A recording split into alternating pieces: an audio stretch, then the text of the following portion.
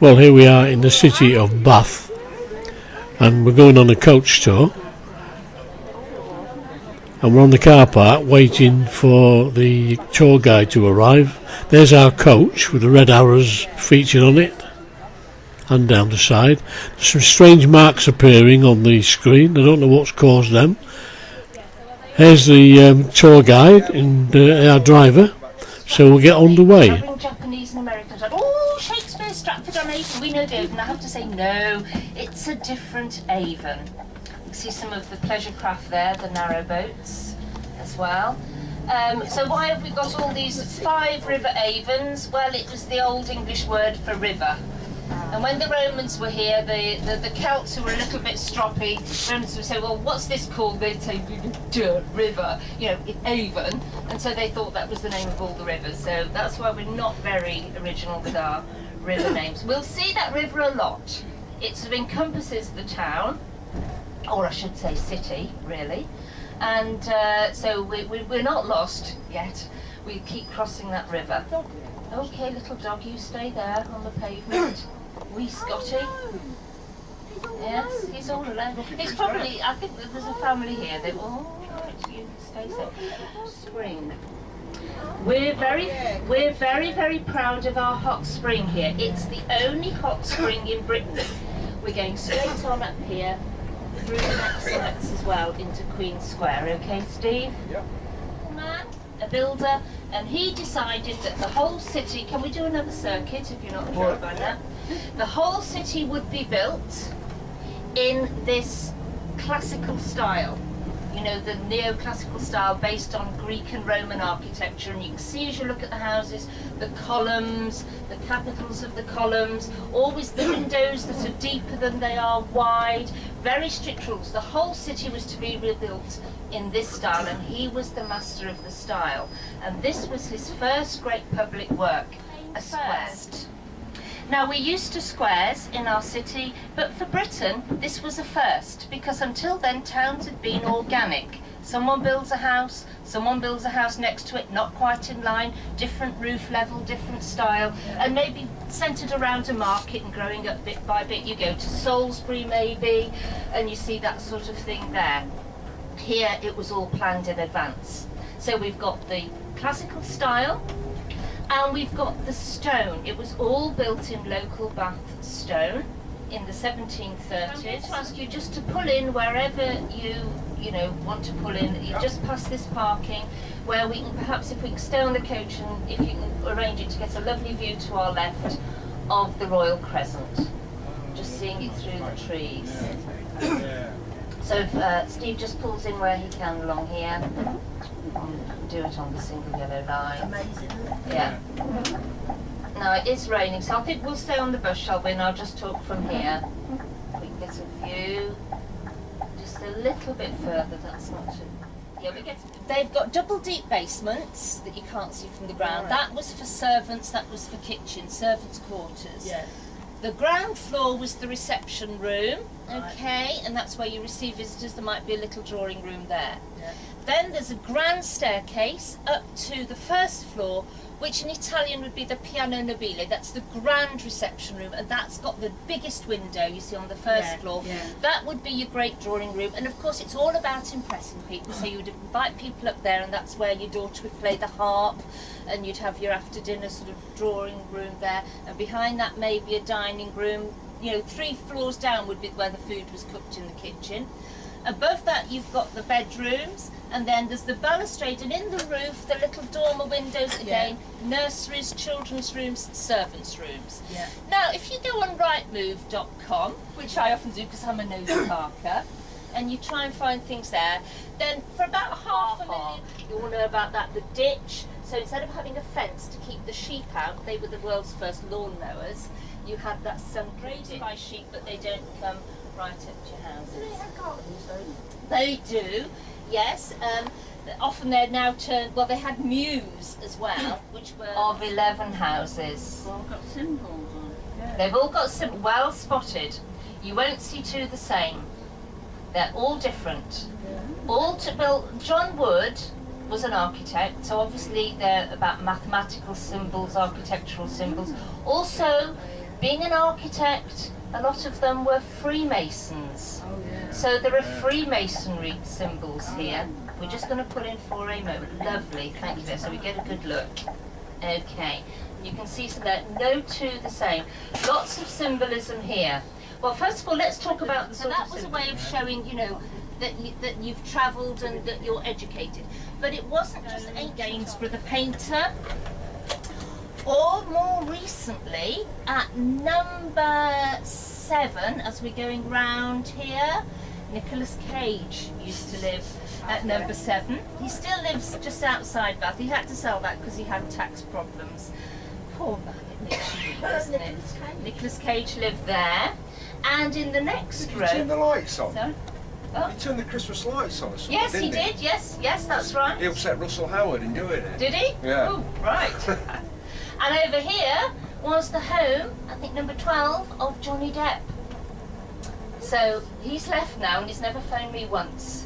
So if he tries, I'll say, Johnny, you've left it too late, sorry. Right, left here.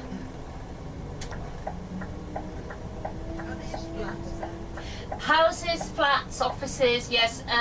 Mainly, you know, estate agents and solicitors can afford to live here now.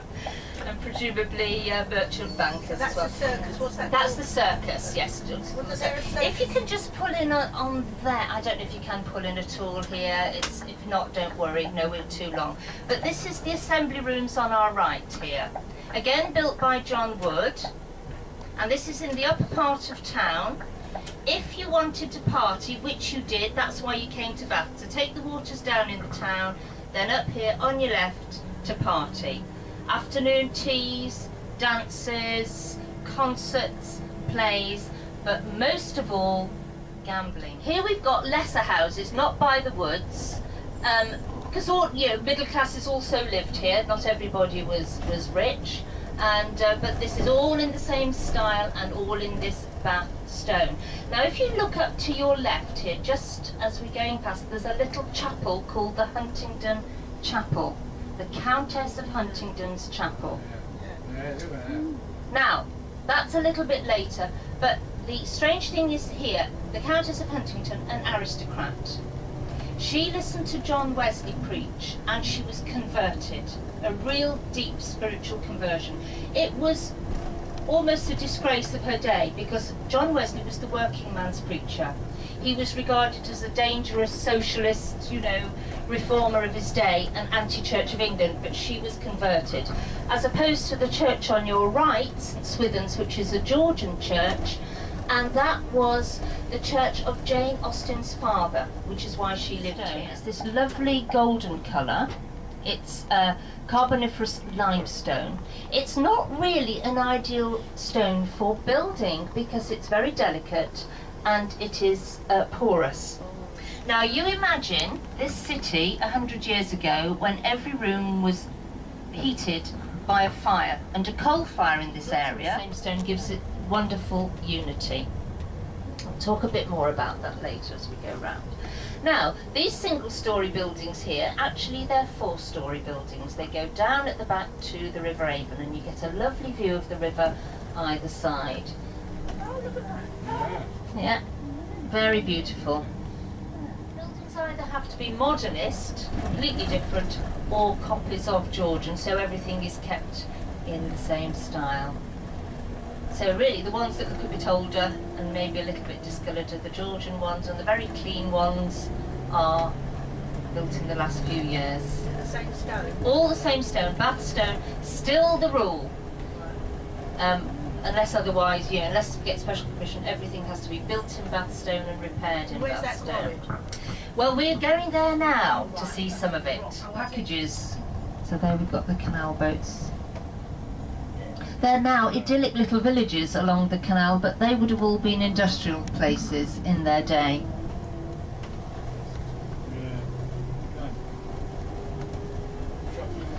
Okay.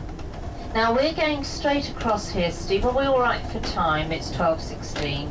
So we're going straight across there into Vane Street, the little street opposite. Okay, because we're now heading down Great Pulteney Street. Again, the terraced housing, this time in a straight line rather than in curves. Turning left here. Okay. Are they the old gas line? Well, Outside of the town? no, they're not, No. because they would have been half the height.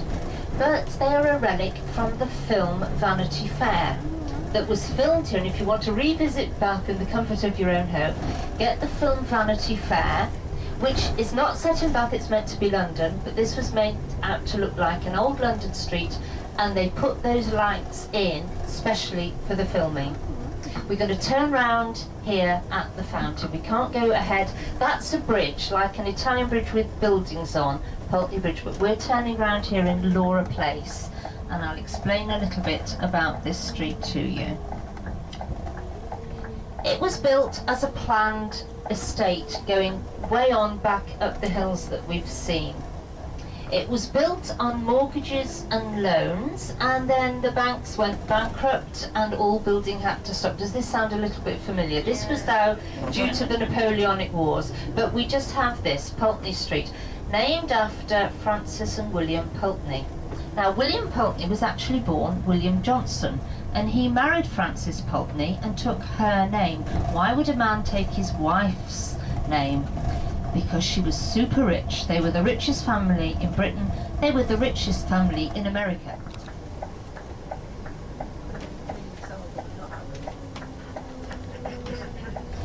But then all the wealth in Bath came to an end at that point. There was a financial crisis, the Napoleonic Wars, and although the kings and queens, the Georgians, had loved Bath, came here to take the water, when Prince Regent held court, his favourite place was right down below, but that abbey finished in 1499, so just on the turn of the 15th to 16th century. That was what they believed.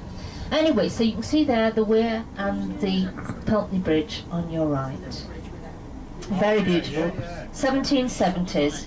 About the only major Georgian building in Bath that wasn't built by a local architect. We had John Wood and lots of others of his school. That's Robert Adam. You may have heard of Robert Adam with fireplaces, furniture. Yes, Scottish designer. Having bridges with shops on. Turn right at the lights here to just do a little circuit round here so you get your full view. Yeah. I'm sorry it's been so slow with the traffic here. When we get to see the Abbey as well, but since then, yes, that's the sort of Renaissance one. Okay, we're going straight on here, and then forking left. That's a late Victorian monstrosity, that hotel there. But here we see the back of the Abbey. Then we're going to fork left here at the lights, and we're going round the Guildhall, which again is a Georgian building. And there's the Guildhall Market in there. So you see the Abbey on your left, the Guildhall on your right. This is all, yes, right here. It's always busy in Bath, always busy. Yeah. There we have the Guildhall, and we're going to turn right, follow the red bus there. That is St Michael's Church there. Michael's without what you would say, without the city walls. That was built just outside walls. This is Pulteney Street. We're going to turn right here, but you see Pulteney Bridge there. You can imagine the tiny, tiny little shops and cafes. But that's the bridge, yes. You realise you're on a bridge. Yeah. But don't try going across there on your coach, because you'll get fined. And on our left, you get to glimpses of Bath Rugby Ground. We have got a football team, but we don't talk about them much. But the rugby team are very successful. Bath Rugby there. Probably don't rival Hill and Kingston Rovers, but left here they are.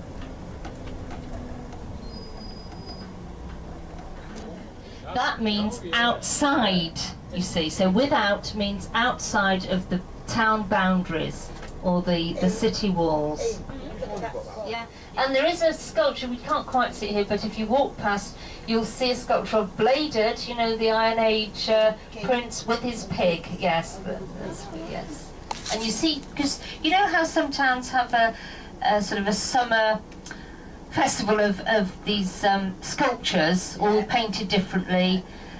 Swansea had swans, I know. Bath had pigs. Right. So we like pigs, and so you might see some decorated pigs around.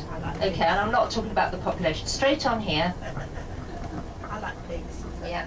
Every half an hour, trains to London Paddington. Takes just under 90 minutes. We have quite a lot of commuters living here in Bath. And that was what, well, at the time called the Baedeker raids. It was thought that the Luftwaffe and the Nazis were really to, not for any strategic reason, but just to destroy the spirit and the optimism. So now you know. Well, we're back at the coach park, and I've just wandered across the road to take a few pictures along the riverbank. You see a few longboats moored up there. A lot of traffic coming along this way. There's the coach park over there. You just see some of the coaches.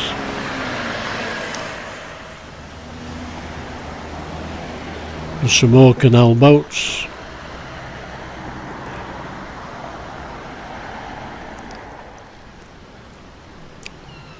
So I hope you enjoyed the grand tour of the city of York.